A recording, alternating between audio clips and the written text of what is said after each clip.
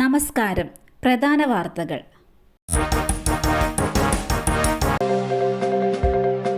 അരവിന്ദ് കെജ്രിവാളിന് ഇടക്കാല ജാമ്യം. മദ്യനയ അഴിമതി കേസിൽ അറസ്റ്റിലായ ഡൽഹി മുഖ്യമന്ത്രി അരവിന്ദ് കെജ്രിവാളിന് ഇടക്കാല ജാമ്യം അനുവദിച്ച് സുപ്രീം കോടതി. ലോക്സഭാ തിരഞ്ഞെടുപ്പ് പ്രചാരണത്തിൽ പങ്കെടുക്കുന്നതിനായിട്ടാണ് ജാമ്യം അനുവദിച്ചത്. ഇടക്കാല ജാമ്യം നൽകുന്നതിനെ ED അതിശക്തമായി എതിർത്തിരുന്നു.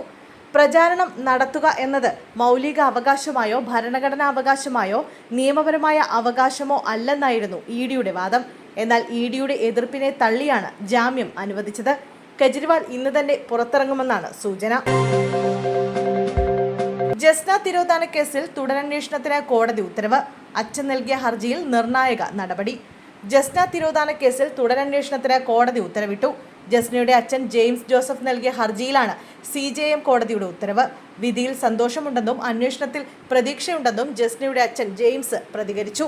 കേസ് ഡയറി കഴിഞ്ഞ ദിവസം CBI കോടതിയിൽ ഹാജരാക്കിയിരുന്നു. സീൽ ചെയ്ത കവറിൽ കേസുമായി ബന്ധപ്പെട്ട ചില ചിത്രങ്ങളും കഴിഞ്ഞ ദിവസം ജെയിംസ് കോടതിയിൽ ഹാജരാക്കിയിരുന്നു. ഇത് CBI അന്വേഷണ പരിധിയിൽ വന്നിരുന്നോ എന്ന് പരിശോധിച്ച ശേഷം ഇല്ലെന്ന് വ്യക്തമായതോടെയാണ് തുടരന്വേഷണത്തിന് ഉത്തരവിട്ടത്. പത്തനംതിട്ട വെച്ചൂച്ചിറ സ്വദേശി ജസ്നയെ 2018 മാർച്ച് 22-നാണ് കാണാതായത്. മകൾ ജീവിച്ചിരിപ്പില്ലെന്നും തന്റെ അന്വേഷണത്തിൽ കൂടുതൽ തെളിവുകൾ ലഭിച്ചുവെന്നുമാണ് അച്ഛൻ ജെയിംസിന്റെ അവകാശവാദം.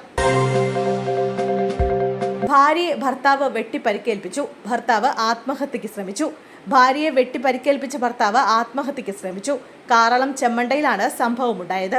ചെമ്മണ്ട സ്വദേശി സാബുവാണ് ഭാര്യ ദീപ്തിയെ ആക്രമിച്ചത്. പിന്നീട് വിഷം കഴിച്ചും കൈഞ്ഞരമ്പ് മുറിച്ചും ഇയാൾ ആത്മഹത്യക്ക് ശ്രമിച്ചു. ദീപ്തിക്ക് തലയ്ക്കും കൈക്കും പരിക്കേറ്റു. ഇരുവരെയും ആശുപത്രിയിൽ പ്രവേശിപ്പിച്ചിരിക്കുകയാണ്. കുടുംബ വഴക്കാണ് കാരണമെന്ന് പോലീസ് അറിയിച്ചു. കുറവ് വന്ന വോട്ട് പ്രിസൈഡിംഗ് ഓഫീസർ തന്നെ രേഖപ്പെടുത്തി.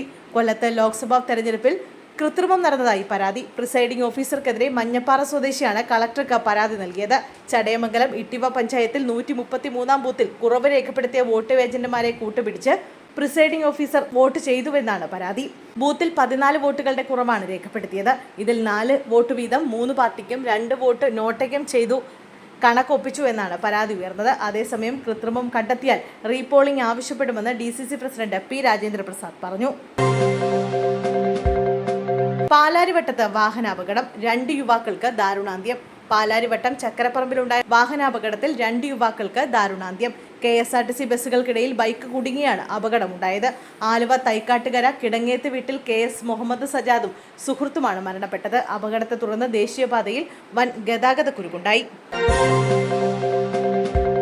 നരേന്ദ്ര ദാഫേൽക്കർ വധക്കേസ്. 2 പ്രതികൾക്ക് ജീവപര്യന്തം, 3 പേരെ വെറുതെ വിട്ടു.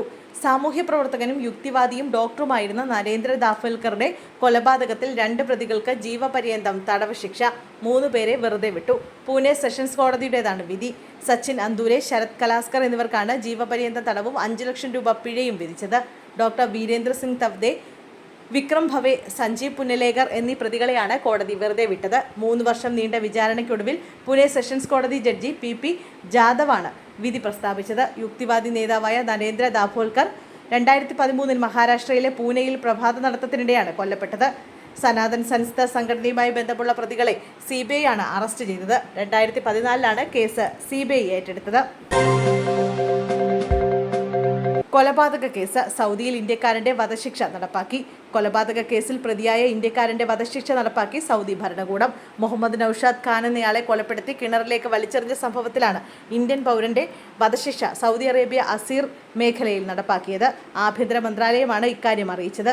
ഇന്ത്യക്കാരനായ ജമാലുദ്ദീൻ ഖാൻ താഹിർ ഖാൻ എന്നയാളുടെ വധശിക്ഷയാണ് നടപ്പാക്കിയത്. അംഗൻവാടി കുട്ടികൾക്കെതിരെ ലൈംഗിക അതിക്രമം. 50-കാരൻ അറസ്റ്റിൽ. നാദാപുരം ചെക്കിയാട് പഞ്ചായത്തിലാണ് സംഭവം. അംഗൻവാടിക്ക് സമീപം താമസിക്കുന്ന അശോകനെയാണ് വളയം പോലീസ് പിടികൂടിയത്. രക്ഷിതാക്കൾ വോട്ട് ചെയ്യാൻ പോയ സമയത്തും വിഷു ദിവസവും 2 കുട്ടികളെ വീട്ടിൽ വെച്ച് ലൈംഗികമായി ഉപദ്രവിച്ചെന്നാണ് പരാതി. 5 വയസ്സിൽ താഴെയുള്ള കുട്ടികൾക്കാണ് പീഡനമേറ്റത്. അംഗൻവാടി ജീവനക്കാർ ചൈൽഡ് ലൈൻ പ്രവർത്തകരെ വിവരമറിയിക്കുകയായിരുന്നു. ചൈൽഡ് ലൈൻ പ്രവർത്തകർ മൊഴി രേഖപ്പെടുത്തിയ ശേഷം പ്രതിയെ നാദാപുരം DYSPക്ക് കൈമാറുകയായിരുന്നു.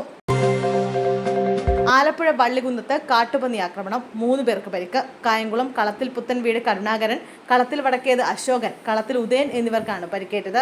വയറിനും തുടയ്ക്കുമാണ് പരിക്കേറ്റത്. വീടിന് മുന്നിൽ വെച്ച് രാവിലെ 8 മണിക്കായിരുന്നു കാട്ടുപന്നിയുടെ ആക്രമണമുണ്ടായത്. ഇവരെ ആലപ്പുഴ മെഡിക്കൽ കോളേജ് ആശുപത്രിയിൽ പ്രവേശിപ്പിച്ചു. പണയം വെച്ച് തട്ടിപ്പ് നടത്തുന്ന സംഘം. പുതിയ തട്ടിപ്പ് നടത്തുന്നതിനിടയിൽ പിടിയിൽ. മുക്കുമണ്ട പണയം വെച്ച് തട്ടിപ്പ് നടത്തുന്നത് പതിവാക്കിയ സംഘം പോലീസ് പിടിയിൽ. പേരാമ്പ്ര കൂത്താളി ആയിഷ മൻസിലിൽ അബ്ദുൾ മനാഫ്, കണ്ണൂർ പള്ളിക്കുന്ന് ലിജാസ് ഹൗസിൽ ലിജ വിജയൻ എന്നിവരെയാണ് കൊയിലാണ്ടി പോലീസ് പിടികൂടിയത്. കഴിഞ്ഞ ദിവസം കൊയിലാണ്ടിയിലെ സരയൂ ഗോൾഡ് എന്ന ജ്വല്ലറിയിൽ മുക്കുമണ്ട പണയം വെച്ച് 1,30,000 രൂപ കൈക്കലാക്കിയ കേസിലാണ് അറസ്റ്റ്. മറ്റൊരു സ്ഥാപനത്തിൽ നിന്ന് സമാനമായ രീതിയിൽ തട്ടിപ്പ് നടത്താൻ ശ്രമിക്കുന്നതിനിടയിൽ ഇരുവരും പിടിയിലാകുകയായിരുന്നുവെന്ന് പോലീസ് പറഞ്ഞു. ഇതിനു മുമ്പും നിരവധി തവണ ഇവർ മുക്കുമണ്ട തട്ടിപ്പ് നടത്തിയിട്ടുണ്ട്. കാട്ടിലെ പീടികയിലെ സ്വകാര്യ പണമിടപാട് സ്ഥാപനത്തിലും കോഴിക്കോട് നഗരത്തിലെ 5 സ്ഥാപനങ്ങളിലും തട്ടിപ്പ് നടത്തിയിട്ടുണ്ടെന്ന് ഇവർ തന്നെ മൊഴി നൽകിയിട്ടുണ്ടെന്നും പോലീസ് അറിയിച്ചു.